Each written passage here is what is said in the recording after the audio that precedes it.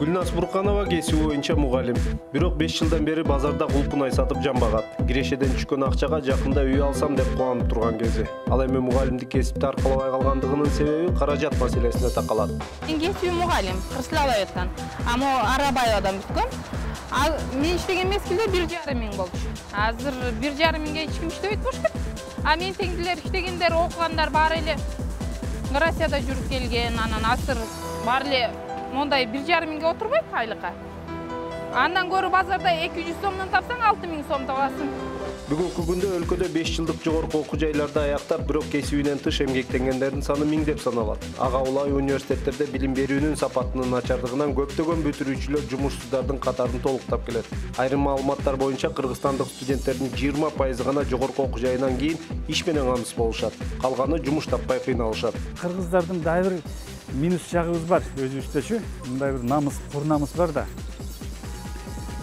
Сандыкта жата берет, ал жем-жемек беле, суу ичмек беле диплом алып коеюн.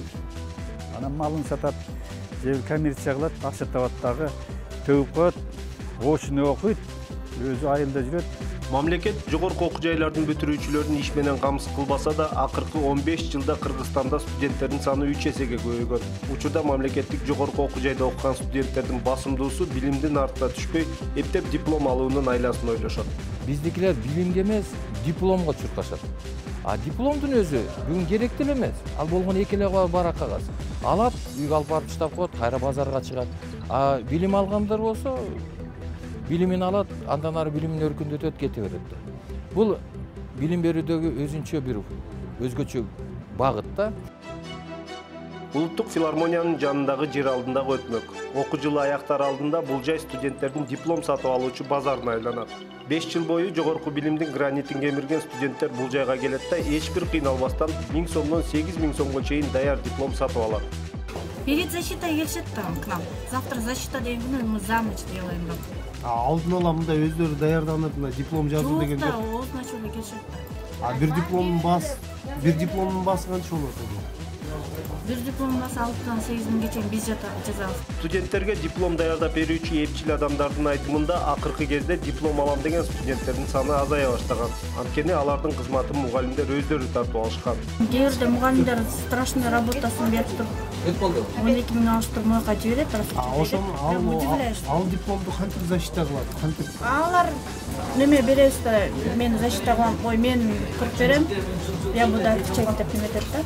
Өлкөбүздө 54 жогорку окуу жай катталып, анын 38 мамлекеттик, 22 менчик окуу жай болуп эсептелет. 54 жогорку окуу жай кичинекей Кыргызстан үчүн абдан эле көп деп эсептейт айрым серепчилер. Жеке менчик окуу жайлардын басымдуусунда квалификациялуу окутуучулар жетишпей, техникалык окуу базасынын төмөндүгү байкалат.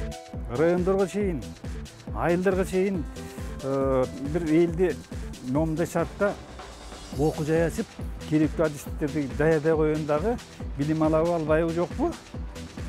Диплом бере коюн деп акчасын алып алып, окуу жайын күтүп, ошондон акча тапкан шылуундар көбөйдү. Дүйнөлүк билим берүү тармагына кайрылсак, Германия, Англия, Япония сыяктуу өнүккөн өлкөлөрдө мамлекет каржылаган жогорку окуу жайлар жок эсе. Басымдуусу атаандашууга туруштук бере алган жеке менчик окуу жайлар болуп эсептелет. Адистердин айтымында Кыргызстанда акырындап ошол багытка өтүүсү керек. Салат эне өзүнүн баласына акча төлөгүсү келбейт мектепте. А бирок ошол эле мезгилде өзүнүн коюн багып аткан чабанга койчуга акча төлөйт. Бала менен малдын айырмасы абдан чоң да, туурабы? Бул мал деген байлык эмес да, а бала деген бул биздин түбөлүк кенчибиз да. Эгер ал интеллектуалдуу болсо, ал ыймандуу болсо, ал билимдүү болсо, бул ата эненин эле жакшы жашоосу да, келечеги да.